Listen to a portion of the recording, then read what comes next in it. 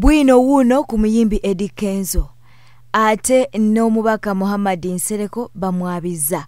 NAYE News Park channel, soko subscribinge, likinga, ate loleko obubaka bwawo mu comment section. Ffe tugakuwanga tugafunye. Kakati minanga mawulire ge tuli mu kufuna ku News Park channel, Alese Bwiino ku muyimbi Eddy Kenzo.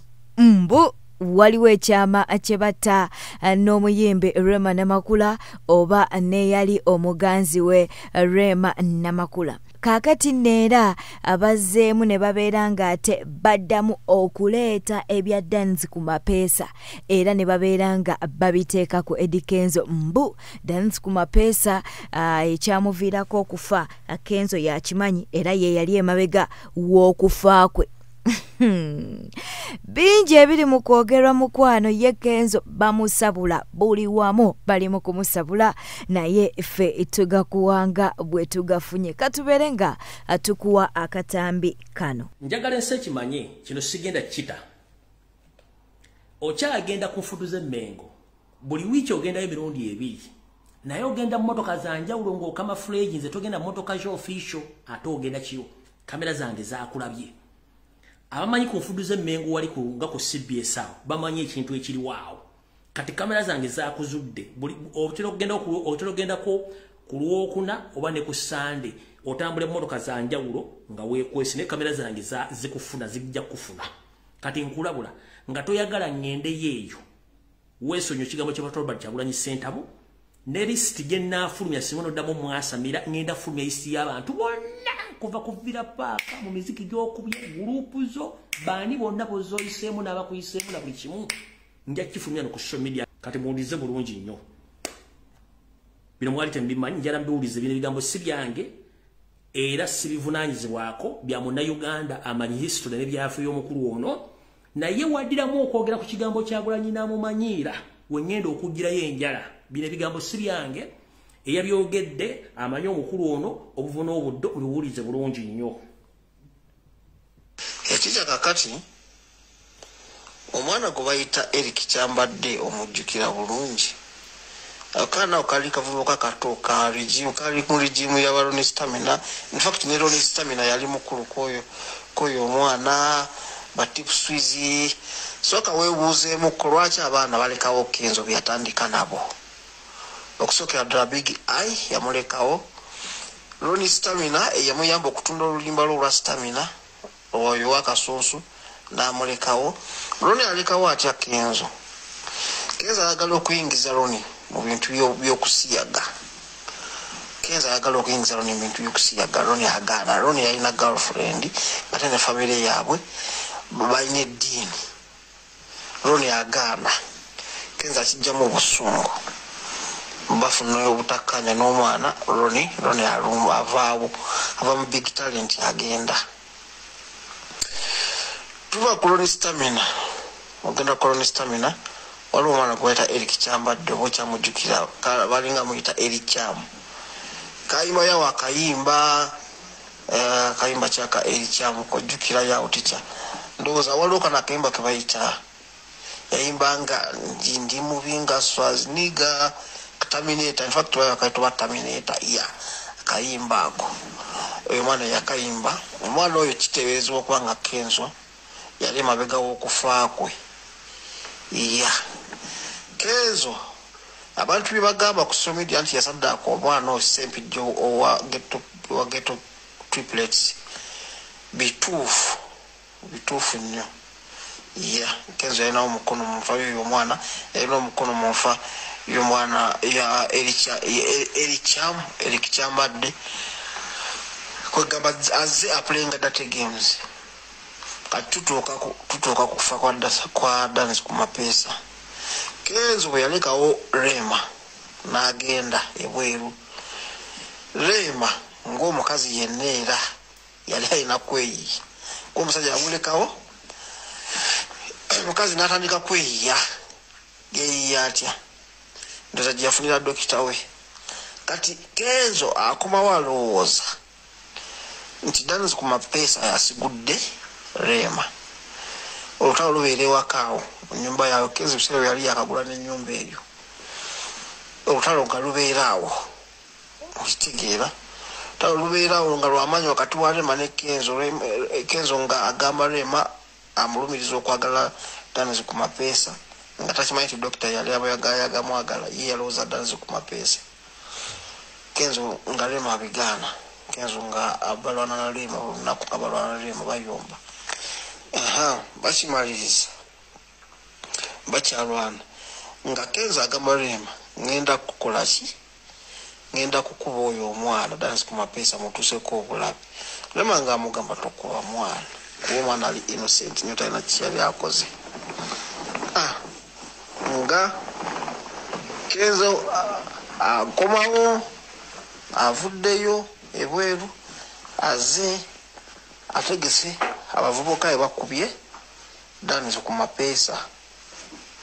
Wala okuba danizi ku mapeesa Dan agenda ku kitanda, Dan atuuka afa. Kitegeera nga Kenzo yamutuusaako obulabe. Kitegeera ticha. Kakati munnange onokwawukana okwo wekwava kati olaba omugezi Shemuzaata ebyayingirirawo. Kenzo waliwo social media oyamukubira ennyo okubya Shemuzaata, social media emukuba ajjayo essimu ye abasobola okuscrolling emabega basobola scrolling ne bala ku Facebook ya Kenzo kuba yayipostinga nti mulaba conversation zange ne Rema beki nabiteekako. Kati waliwo abantu beyabikka omuntu oba ogenza n'okubera bulungi nnyo screenshots yateekako za chat ye ne Rema bwe yagambira Rema nti shit happened, yamugamba nti shit happened naye ebyama byaffe bisigale nga byama. Okay, nga shit gyayogerako ya happening nga yakuttaani Dani ku mapeesa. Kenzo najja nakuba akayimba. In fact before katana nakuba akayimba Kenzo Shemuzaata amala omukubamu awo apangisa penge akomyewo omuliro kuba ye Kenzo tamanyi kuyomba akaaba bukaabi. Apangisa penge nga jaluka ekiboozi nga agamba nti Rema bamututte ba mafia sibayi bakirumira bamututte naye nga era ajja kumaliriza akomyewo ewa Kenzo era bali mu mukozesa kulala nga bavuwaza Kenzo ate nga byonna nedda byonna nga bifu. Wakiwira ticha byonna nga bifu. Kakati munnange Kenzo akuba akayimba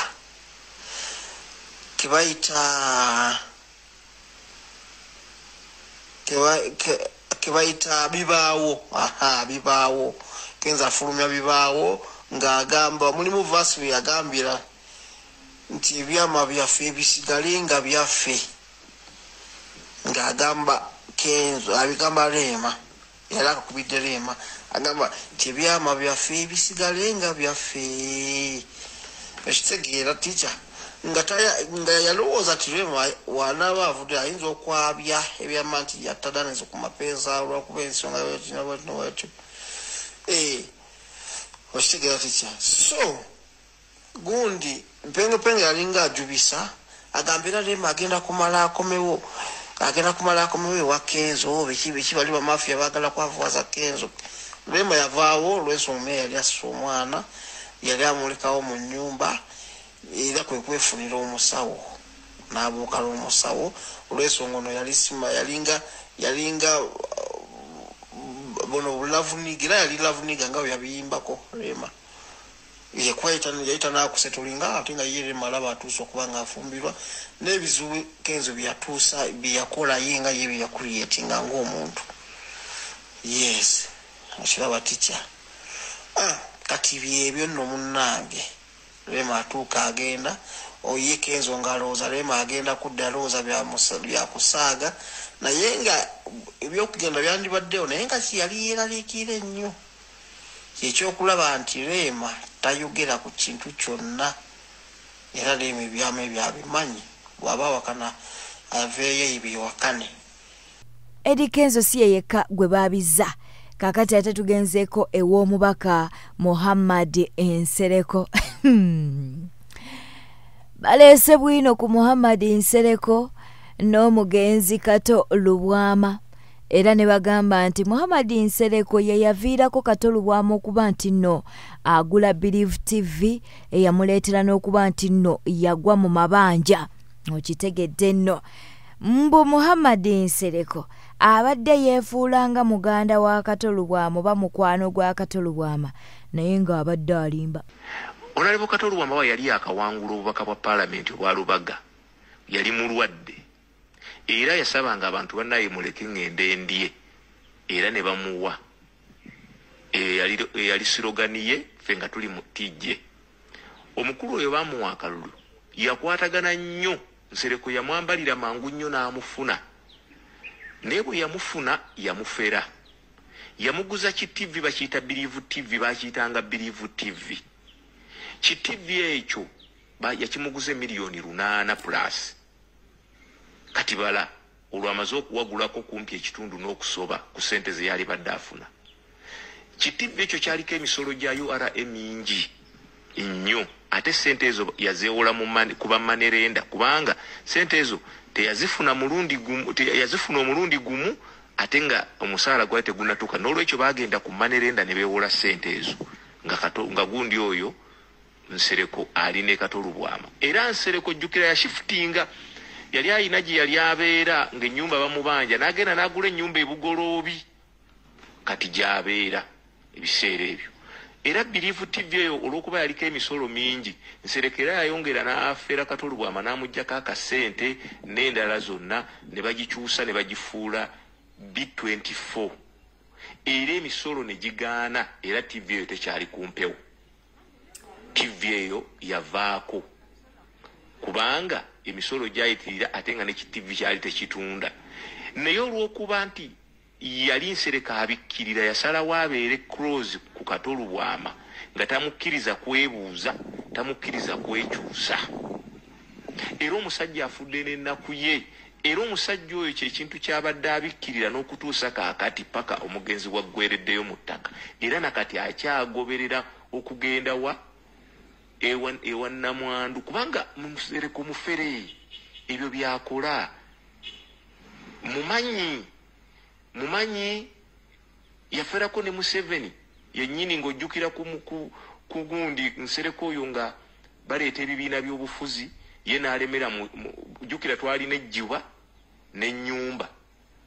Nsereko n'akunga abavubuka abamu ku bo naffe twalimu mu kibuga n'abakungera n'afera Museveni sente empitirivu nnyo n'amusindika mu Amerika okusoma kubanga jjukira ekintu ekyo kyali kiyinfuluwensingiddwa abazungu nga be baagala tudde mu bibiina by'obufuzi ate Nsereko ng'akunze abavubuka bangi nnyo ng'ayagala okusigala. Yali ayagala ebintu bibiri: atwale ekifo kya Maama Mbabazi Sekretary General NRM oba okumuwa sente ogenda ebweru okwongera okusoma mu Amerika. Kye baasalawo ne bamuwa sente ogenda okusoma mu Amerika naye nga byonna byali bifeerefe yatunyaga. Era ku ekyo njagala oba oyagala bantu banoonyereze ani yaguza katolubwama Believe TV eyakyuka neefuuka B24 kubanga luli kagambo kaali Believe TV kati ne bagikyusa ne bagifuula B24 ng'emisolo giyitiridde. Era TV neegaana sente zonna oyo omwami Nsereko ye yazirya nga tamukkiriza kwekyusa. Era omusajja afudde munaku, afudde ayina oguuma gwa kasooli naye nga nagwo tegwaggwa gwe yali yawandiikako mbusimanyi solida miirazi nagwo nga gwagaana okuggwa neyo ennyumba gy'olabye. Ebyo muwulidde si bigambo byange, bigambo bya concerned citizen. Okwongerezaako baŋŋambye era omukulu y'omu era ayina omubaka omu owa National Unity Platform nga naye yamufera ayina omubaka omu kati ng'ali mu National Unity Platform yamufera ekisanja kiri ekyasooka. Mu mawulire amalala Eddy Kenzo yeeganye eby'okutimpula omuyimbi Big I. Ono avuddeyo n'agamba nti Big I ebyo byali mu kwogera ayagala mawulire gasigale nti nno gamwogerako. waliwo era n'avuddeyo okuba nti nno ayongera okukatiriza ku nsonga z'omuyimbi Big I kw'ossa ne Eddy Kenzo. Era ono naye agamba nti Eddy Kenzo tannaba kuba nti nate akuba ku Big I, wabula nga yavudde mu mbeera n'akuba Big I yabadde Bwiino Kika. Ye Bwiino Kika avuddeyo n'agamba nti tannakuba ku muyimbi Big I, ate era n'akakasa nti ne Eddy Kenzo tannaba kuba nti no akuba ku Big I, era nga munnange biwunzise agamba nti Big I just ayagala mawulire. Bwetyo etambudde wadde mulabi mulungi waleko ekumira ku News Park channel, tewerabira ku subscribinga, ku likinga, kw'ossa n'okulekawo obubaka bwawo mu comment section. Beera bulungi, weeraba.